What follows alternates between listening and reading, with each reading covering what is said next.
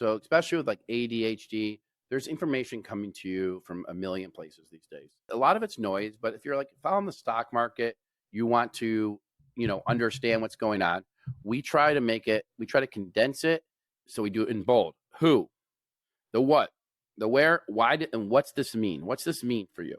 That's what we try to do with our content, to make it super simple to go where you want to read it. And that's what I like to read. So part of that is continuing to fight to make stuff easier to read, to understand, be it financial, be it sports, be it politics, like the who, what, the where, why, and what's it mean to you. Welcome to Successful with ADHD. I'm Brooke Schnittman. Let's get started. Welcome back to Successful with ADHD. Today I have Jason Raznick. He's a passionate entrepreneur and founder of the Detroit-based Benzinga, which is a financial content ecosystem, and it makes information much easier to consume. So ADHD-ers, financial stuff, we're going to get into all of that. And Jason actually has ADHD, and he created this. It was Jason's mission to connect the world with news, data, and education that makes the path to financial prosperity easier for everyone every day. And we know that we can definitely use that as fellow ADHDers. Benzinga is read by more than 25 million people every month, and he's the host of the Raz Report podcast, where each week he interviews successful people who changed the world. Jason was a winner of 2021 Ernst & Young Entrepreneur of the Year for Michigan, Ohio regions, and named to the Crain's Detroit Business 40 Under 40 list, as well as the Business 30 in their 30s list. Jason has also been quoted in a variety of financial news publications such as CNBC, Wall Street Journal, New York Post, and he graduated from the University of Michigan's Ross School of Business. He founded 2 successful digital startups as a student and currently resides in the Metro Detroit area with his wife and 3 kids. And if that wasn't enough, in his free time, Jason's an avid golfer, a flag football coach for his son Josh's team. All right. Welcome, Jason. Big intro there. I got a lot to live up to here. Thank you for having me on, Brooke. It's very exciting. You're awesome. So thanks for having me on. Well, thank you for being on. I love hosting awesome people like yourself. So Jason's not just here to share how he makes finance easier for all people, including ADHDers. Jason actually has a diagnosis of ADHD. So Jason, would love to just get into a little bit of when you learned you had ADHD and what life was like at that time. Yeah, I mean, it's going back many years. I know you and I talked about this in the past on, I think, on the Raz Report podcast, but I, in second grade, my parents told me, or I don't know, I was told that I, taped myself to my seat. So I was in elementary school, Lone Pine, sitting in second grade, and I think I took Scotch tape and taped my, hands to my seat because, very fidgety, very moving around and driven to distractions. And then also that other part where ADHD-ers, you have a lot of awareness of what's going on near you, and you're in it. And you're paying attention to stuff that arguably you shouldn't be paying attention to because you should focus on the schoolwork. And so it was way back, in history now. So it was somewhere in the 1980s where I was probably about 10 years old is my guess. I was young. So yeah. And then just learning to live with that and use it as a strength and not a weakness. Learning to not find excuses to not get stuff done. Oh, I have ADHD. No. Use it as a strength. Figure out the ways that it works for you. And don't get me wrong, listeners of your podcast, that takes years to do. And that's why people hire you as a coach and learn tips and mechanisms. And I, to this day, and I know I'm jumping, still try to figure out how to do things. As Brooke knows, we were supposed to start the podcast like 10 minutes ago, and I was just asking her questions before they started. So, all right. So that's a little bit about. Which is totally fine and nothing wrong. No reason to shame yourself at all. So Jason, yes, we're human. And obviously a way to expand and grow is to continue to learn, right? And ask good questions. Yeah. So, okay. I was going to say one thing, Brooke, that I struggle with is Like, do I overthink it sometimes? Right? Like someone said to me this line, JFDI, and it stands for just F and do it, right? Instead of Yeah. overthinking it. And I wonder sometimes ADHD-ers, do we overthink things? I'm not sure if that's a common characteristic, Oh, but yes. I would love to hear your viewpoint on that.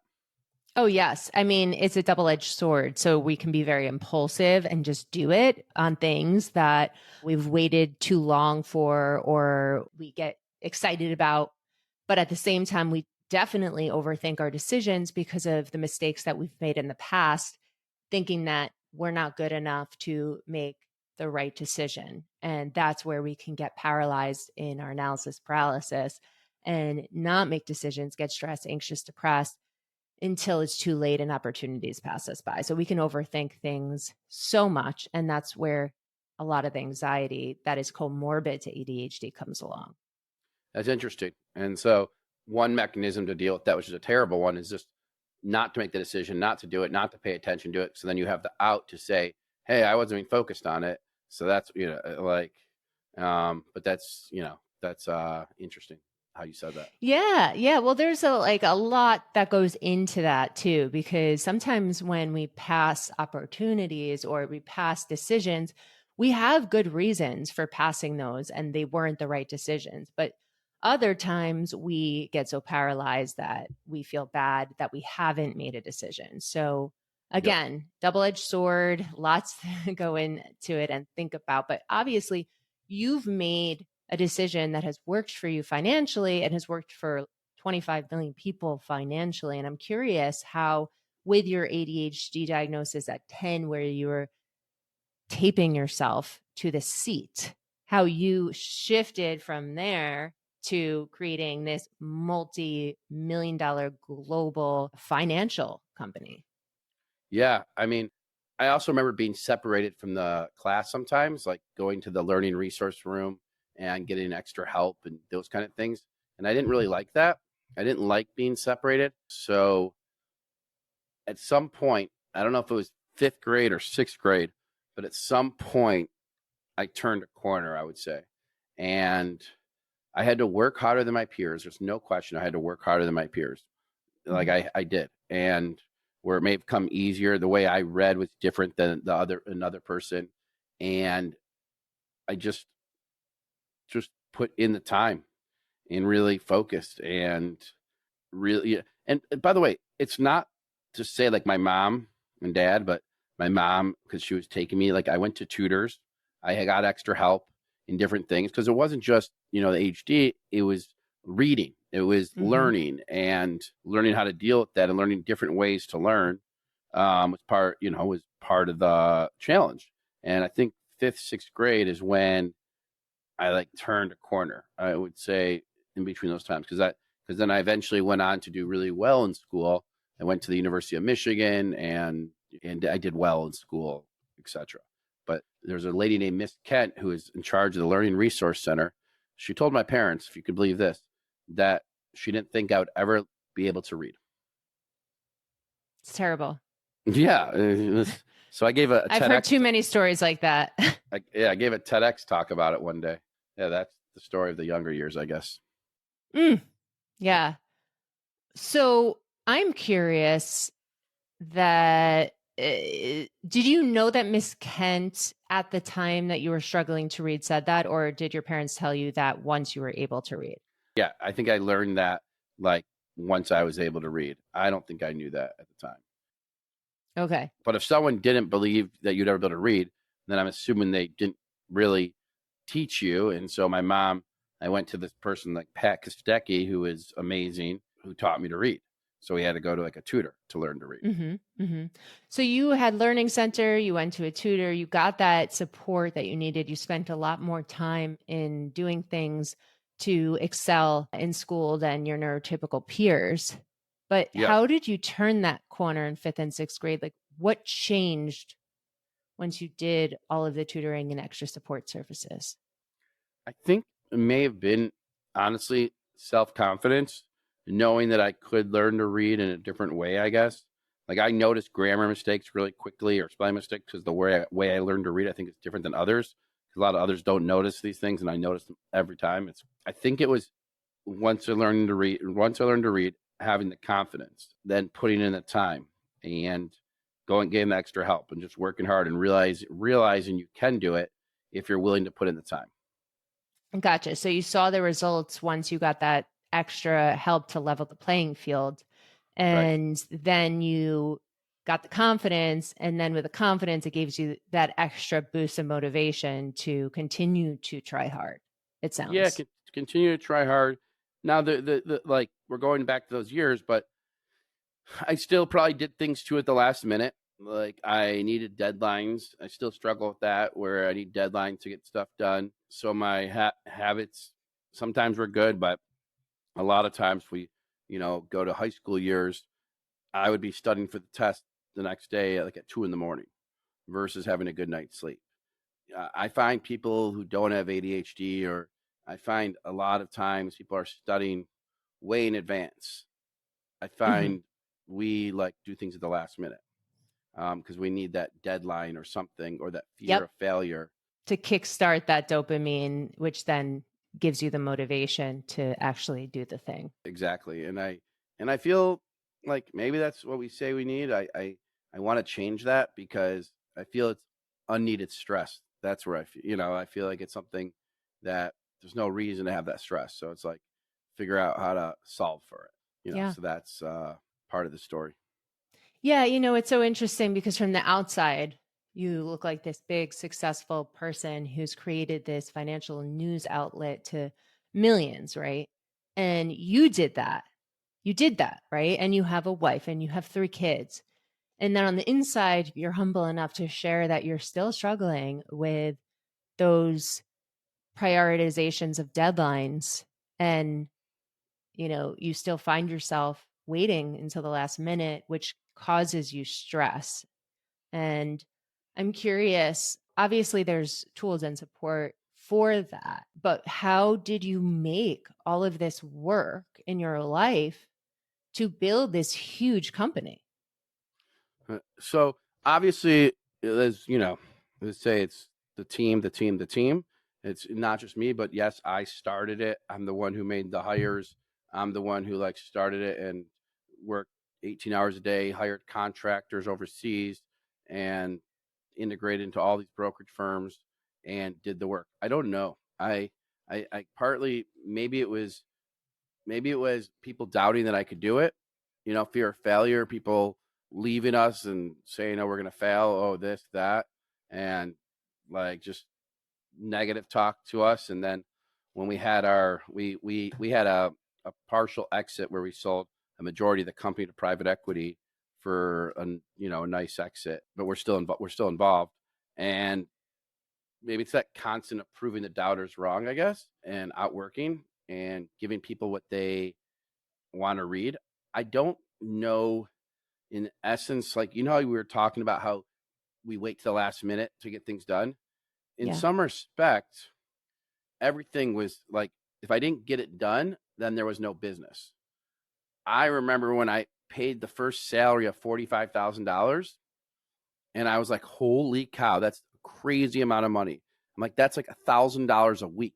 If you're taking cash, it's almost, and I was like, that's crazy. Now we pay a lot more than that now, but we had to make money to pay the salaries. You know how you said that splash of dopamine, or, however you call it, that, and that splash of dopamine was happening all the time because you had to get these deals done to make payroll. And so it was like you had that deadline there all the time, which I thought was probably kind of helpful in some respect.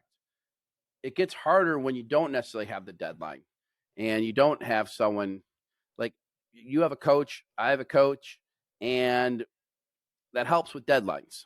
It's just, I don't want us to accept, hey, okay, yeah, that's just who you are. You do things last minute. I'm trying to change that. I'm trying to get better, because I think, as you mentioned, opportunities, you pass them up.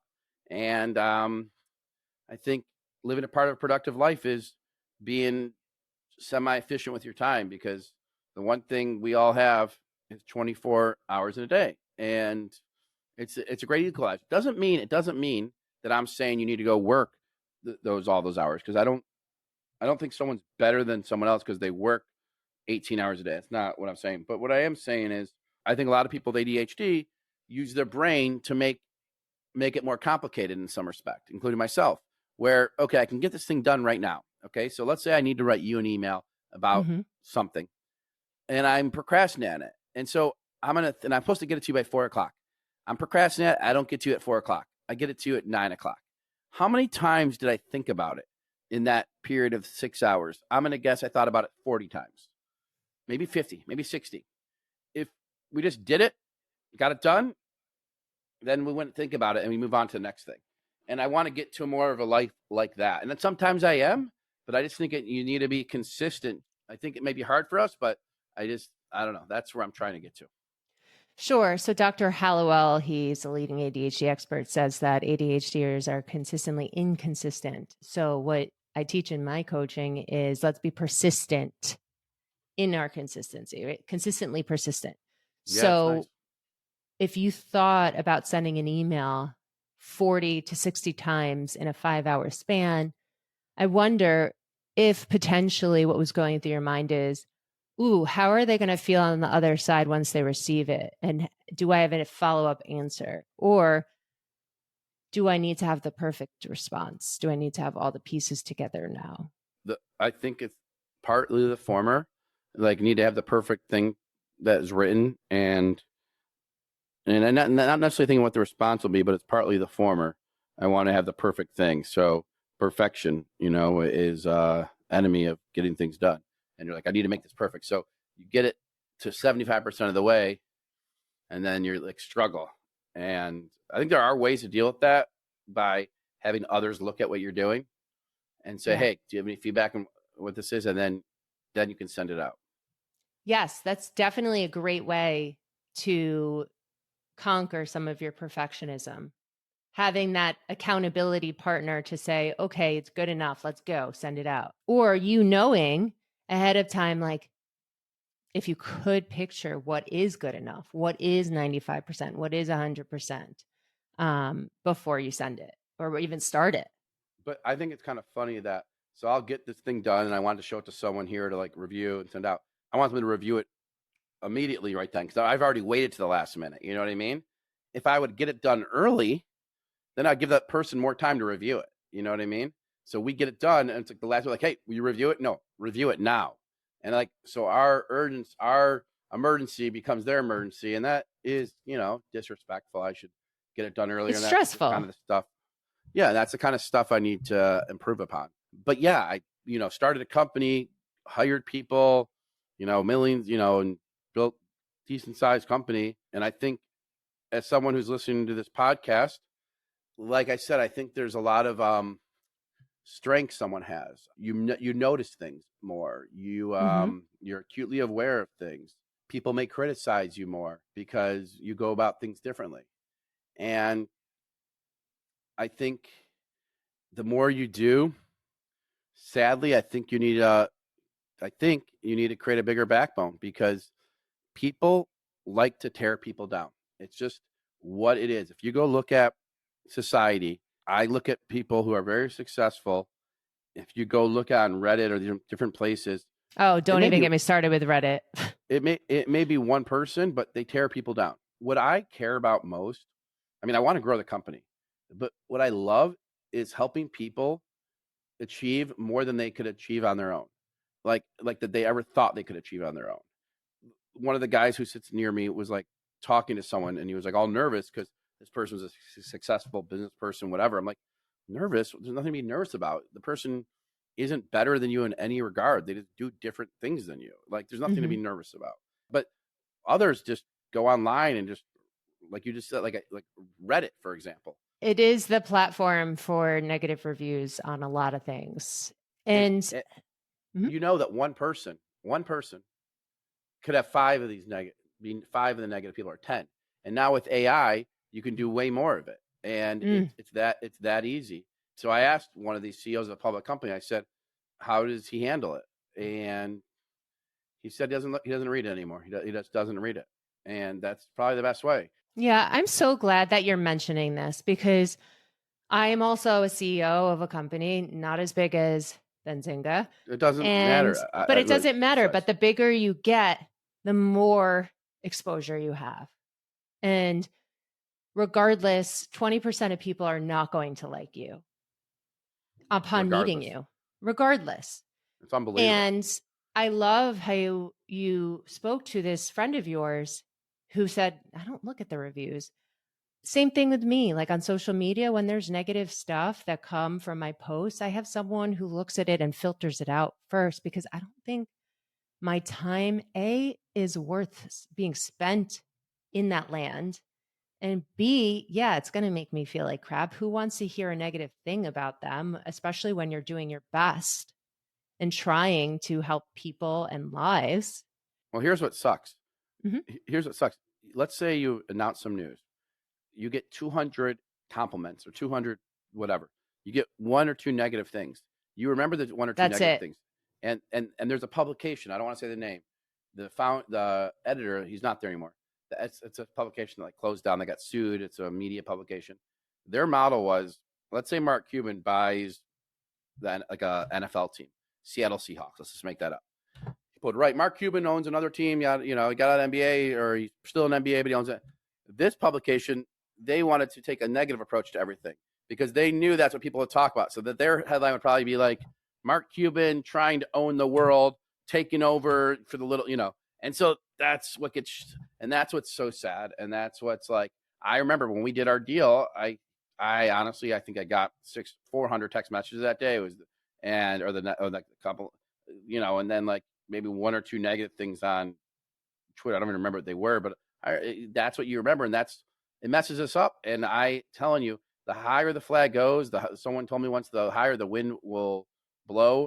People just tear people down. And I don't get it. And I don't know if that's ADHD, but like, it's so easy. It's so easy to go online and write a negative thing. It's also so It easy to go is. write a positive thing, but it makes them feel better. They see you doing well, Brooke. They're going to go and take you down. They see you making money. They're going to go and want to bring you to down to their level. That's it. I think that we have both types of people, right? And since 2020, mental health awareness has been on the rise, and depression and anxiety has gone up significantly. And social media and online outlets are being used to send messages. It's just a different form of messaging. I was interviewing Jason Pfeiffer from Entrepreneur. He's the chief editor of Entrepreneur magazine. And he was saying, like these outlets aren't causing anxiety. They're not causing depression. It's the people who are trying to send these messages, and they're using these platforms to send them, and they are already depressed or anxious. So I know I'm going on a tangent here, but I think that to come back to what you're trying to say is like, you are trying to help people. Yes, as ADHD-ers, when we receive a negative message, it's so much more powerful than 200 positive messages. The negative messages stick to us like Velcro, and the positive message come off of us like Teflon. I heard that from one of my mentors. Dr. Hallowell also mentions that if we get a positive review, just one, right? It can also be euphoric because people with ADHD from before the age of 10 get 20,000 more negative subliminal messages than neurotypical. So it resonates. It makes us feel less than. And we don't know, it's hard to differentiate, oh, these are just not my type of people, or they don't understand me, or I don't really care about them. Who are they to judge? Mm-hmm. And think about, I'm doing something for the greater good, and I can put my head down on a pillow at night and feel good about what I've done during the day. It's hard. It's really hard. But the bigger you get, the more negative messages and the more exposure you're going to get. I don't even know if people think they're being so negative and such haters all the time. And by the way, I'm not saying I'm perfect by any means. One exercise I do with myself, or I try to, is driving. So someone cuts you off or something happens, or someone says something to you, the first reaction is to get upset and defensive. The other one is to just like take it and not get defensive or upset and say, oh, I'm sorry, or oh, have a great day. I don't know. It's just like it's not to raise the stakes and argue it. And because we're such a litigious society, I feel like we're just set to argue, and this stuff just happens. And you're just, but the way I test it in driving is like, just be, kill them with kindness. Kill them with kindness. If like someone cuts you off, just think, oh, they must be in a big rush somewhere. And Yeah, that's why. have empathy Yes, for others. We never know what other people are going through. exactly. Yeah. Well, okay. So obviously, the bigger you get, the more negative messages and positive messages you receive. How do you continue to grow and expand with your team in this company? I mean, so one thing you mentioned in when you were reading earlier, or not reading, but the intro, you mentioned making information easier to consume. So especially with like ADHD, there's information coming to you from a million places these days. And so a lot of it's noise, but if you're like following the stock market, you want to, understand what's going on. We try to condense it. So we do it in bold. Who, the what, the where, why did, and what's this mean? What's this mean for you? That's what we try to do with our content, to make it super simple to go where you want to read it. And that's what I like to read. So when I see on articles on Benzinga when they aren't super simple to read, I'm like, okay, wait, we did something. We have to change this. What are we doing here? Because I don't want to read a big, like long 5-paragraph thing here. So part of that is continuing to fight to make stuff easier to read, to understand, be it financial, be it sports, be it politics, like the who, what, the where, why, and what's it mean to you, and like here's the pro, here's the negative, here's how different. Because right now, if you want to read that, it's hard. You don't know what. Like at last night, I wanted to know what was really going on with something in the news, and if you turn on TV, there's gonna be one person who has one angle, and then someone has another angle. So Everyone has their opinion. Yeah, and so I want to know what is like the neutral opinion. What's the neutral, and then go from there. And So so do you take the neutral opinion and actually create it as an opinion or as fact? What is the information? we just try to inform and then let people decide. So, and better, like a good example would be, say Apple has earnings coming up. Instead of just writing Apple has earnings and you should buy the stock or what have you, we say if you believe they're going to be positive, if you believe they're going to be and the stock's going to go up, here are some ways you can take action on it. You can buy some ETFs that own Apple. You can buy some call. There's different things. We're trying to give the average Joe hedge fund type abilities with like saying here's some ways to look at it, or just to basically inform people. Like for example, this guy Dave Portnoy had a bet on the Celtics, and this other guy had a bet against the Celtics, and like people want to know, wait, what was the bet? We try to make it really we try to decipher the information really simply so you That's can nice. understand it. And that's what we try. That's what we aspire to do. And I think there's a lot more that we can do in that regard, because you understand, like for SEO, it's write long articles, you get better rankings and all this stuff. So you're fighting both sides of things in that regard. So we try to make things simple. And I think going forward, it's not just news and content. There's data, there's tools that can make things simpler. So if you are looking at a ETF and you want to know where you can put $10,000 and not risk losing it, well, what's the data say? Like, what's the data say over the last 20 years? What happened? And that's another way to look at it. It's kind of what we do. Nice. So you're making news more accessible to people. And I don't love, but I appreciate the fact of your internal struggle that you continue to share throughout this. It's like you do good stuff, and at the same time, you're fighting SEO, you're fighting negative reviews, right? Like, but you're trying to stay focused on what's going to help the people most, is what I hear. Well, 100%, because if you can help people, ultimately, at the end of the day, that's a positive, and people get better for that, and they come back to you, and that you build trust. You're not going to please everyone. I know that. Like I know that. But I do think in general, there's a net, like people just think people are out to get them. And that's what I would say. I don't know why that is, because I feel like if people didn't think that in general, to be a lot more successful. Part of me building this thing up and building Benzinga is getting advice from others and trusting others to help me over the years. Now, sure, some people were probably not great, but like there were some people that were so good that they were so good that I'm like, okay, what do they want? What's their angle? And they never had an angle. And this one of the guys I'm referring to like sold his company for like $2 or $3 billion. He was asked if I wanted to invest at a $25 million valuation. I didn't because I didn't have money then, whatever. But my point is, he was just so giving. People get inspired by passion. You actually just made me think of something. Someone did text me like 2 weeks ago that wants to, the second time to get advice, and we went back and forth, and I forgot I didn't get back to him. And that's a blemish on me because I like someone that's passionate, and if he thinks I can help him, I'm not saying I could, but if he thinks I can, I want to for sure be there to try to do that. Right? That's how the world goes around. That's karma. I mean, we're here for such a short life.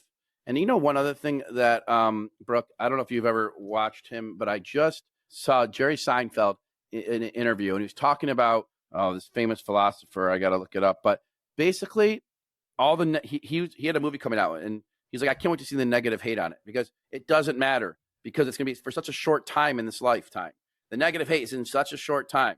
So his movie comes out, let's say it doesn't do well, which I don't think it did, called Frosted something, and is on Netflix. Okay, so for 3 months, he'll get negative stuff on it. He, lives 85 years. It's such a small amount of time. So the negative thing about you see something online on any of these websites, and it's such a short amount of time. That's why, ignoring the noise. I talked to you about that CEO who has people who say negative stuff and doesn't read it. Honestly, why should he? If he's doing his thing, takes care of his family, does his best for his team members, and that's what he's doing. That's what he's here to do, and best for his clients. There's going to be people that just are angry, right? Especially when you're successful. Yeah, totally.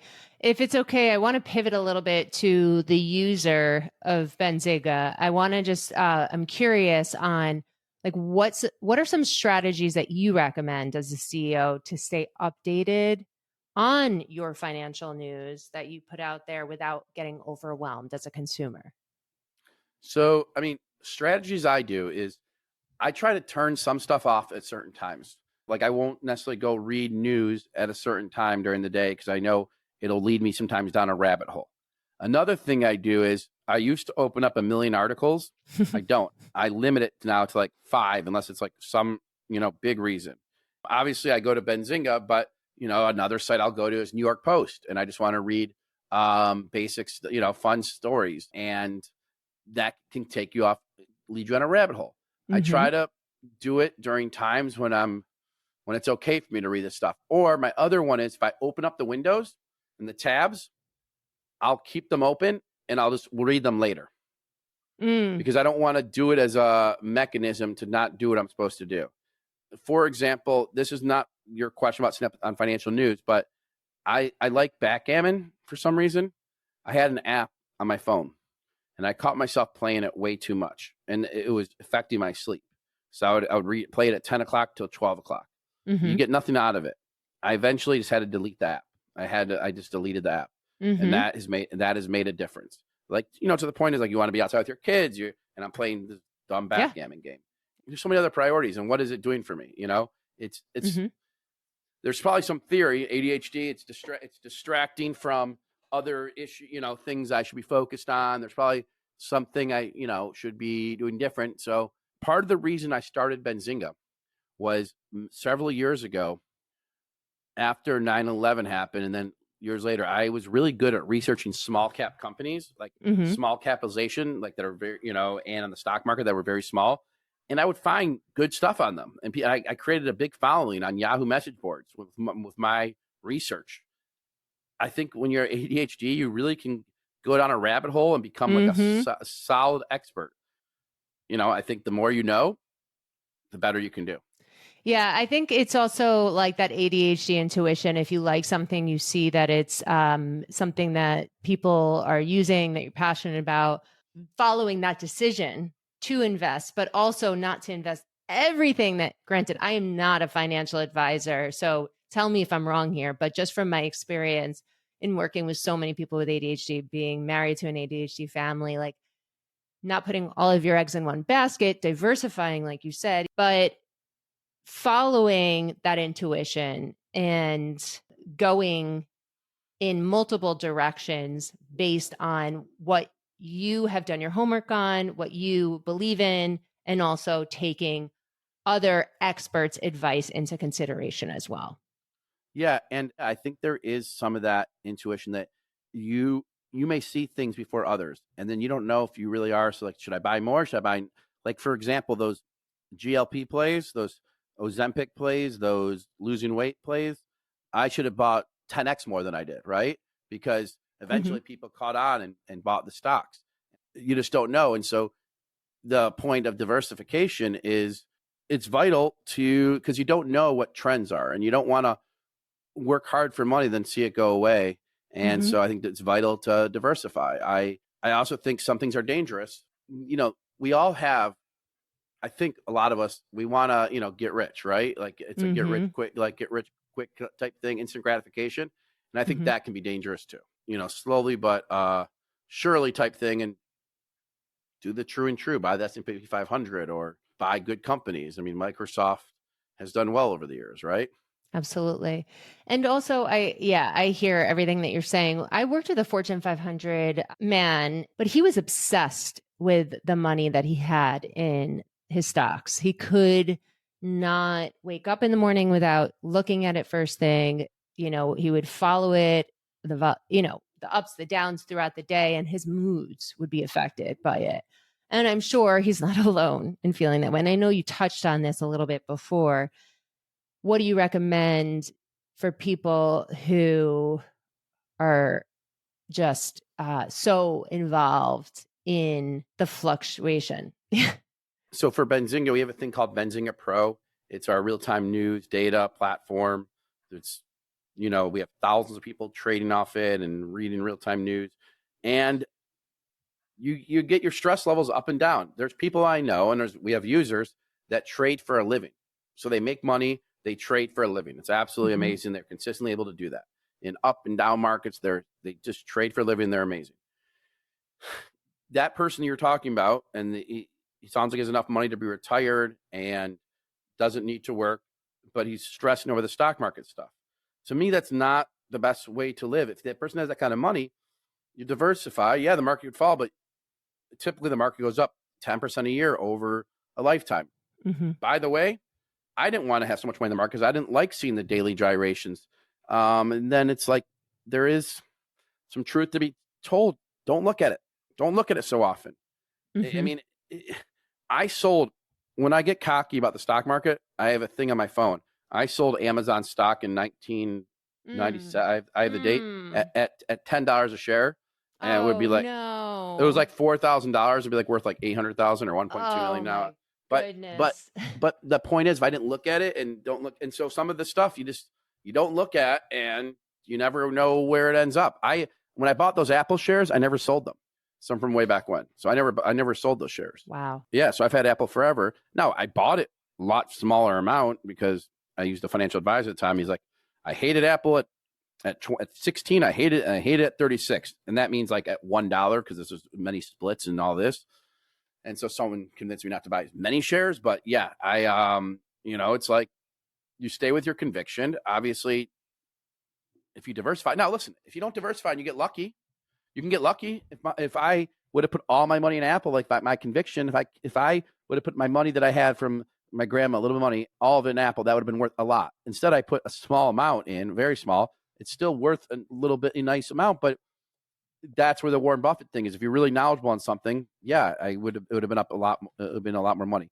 But at the end of the day, why have that stress on the money with the stock market when life is short and you could go enjoy your family, go do activities, go help other people accomplish things, go to charities, fundraisers.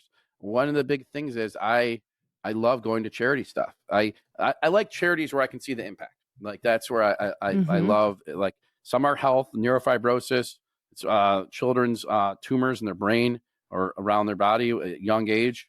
And I want a cure for this thing. And I donate, $10 time, and my wife's on the board of this thing, and money, because it's such an important cause. Because if like these kids do not deserve to go through this. Sure. I like seeing people affected. I'm friends with this guy, MD Motivator, who gives money away and does experiences, and I'm a big supporter of his and doing stuff with him. And that's to the point of like the stock market thing.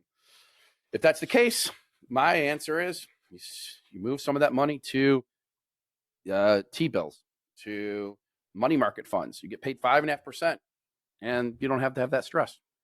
Yeah. Because that person could get 5.5%. Let's say that person has $10 million. I'm just making up a number. Let's say that person has $10 million. Okay.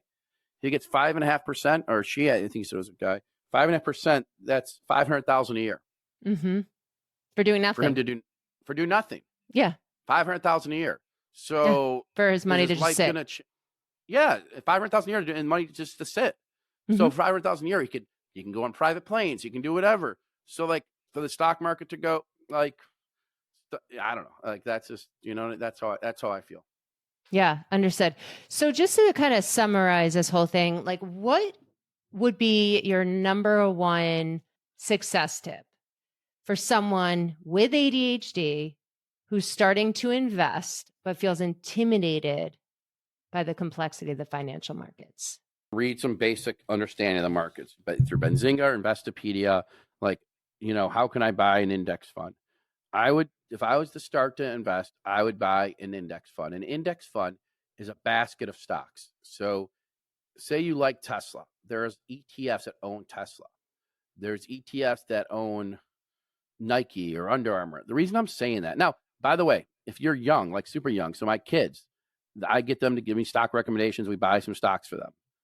I want them to learn about how the stock market works, that they're an owner of the company. So when they go get an Apple phone or whatever, they own a piece of Apple. I like that. I'm all for that. So I'm all for that. But what I am saying to you is I think there's some danger sometimes if you, let's say, have $5,000 to invest and you buy one stock. What if that stock goes down 50%? You're going to be burned from the stock market for a long time. Yep. You're not going to want to participate in the future. So like that's the kind of things that I don't want people to be afraid of the stock market. I mean, I have certain stocks that I think are going to go up 100%. And my track record's pretty good with making these calls. You want to start slowly but surely. I think listening to podcasts are good too. We have a pre-market prep report. I do a RAS report, my podcast, and I interview financial advisors and they talk about how to invest $10,000. And the ADHD thing, information overload is also not good. You and I talked about it, how perfectionism isn't the way to go. Like you actually motivated me because I have something I need to do and I haven't done it. And I just remembered and I'm like, I need to get back to it. I need to do it. I need to put this and stop. I just have to do it. I just have to do it. And I just have to like put deadlines on myself. I have an assistant. I think I'm going to have her start saying, if I don't review it, she's just going to send it out. And I think I have to do that. And there's penalties to that because if it's not good, I'll look not good. And so there's penalties to that. That's the kind of thing that I think we have to do because the line, shit or get off the pot, right? And so I think part of that is ADHD-ers, we got to do that. Okay. Gotcha. We have to. So don't put all of our eggs in one basket. Definitely not. Start consuming information from easy sources that are bite-sized and, start small, diversify, and learn from these sources as you go, is what I'm gathering. I mean, there's so much information out there. So you have to decide what you want to do. Now, the truth is, for the stock market, there's no better time to invest than like they would say today, because 20 years from now, is the market going to be higher? Arguably, yes. So that's how it's always been. So yes. Now, I, again, don't think you put your eggs in all in one basket.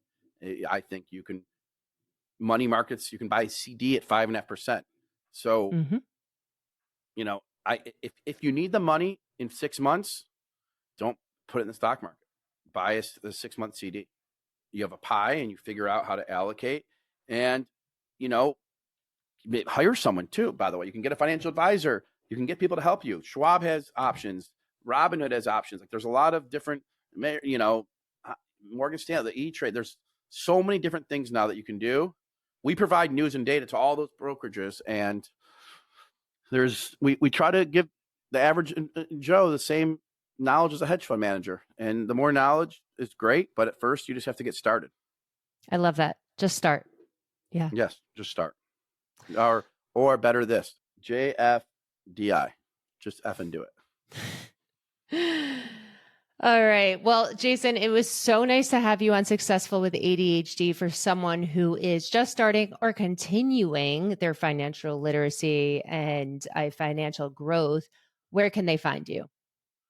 You can find me. I'm on Twitter at Jason Raznick, Raznick, Instagram Raznick.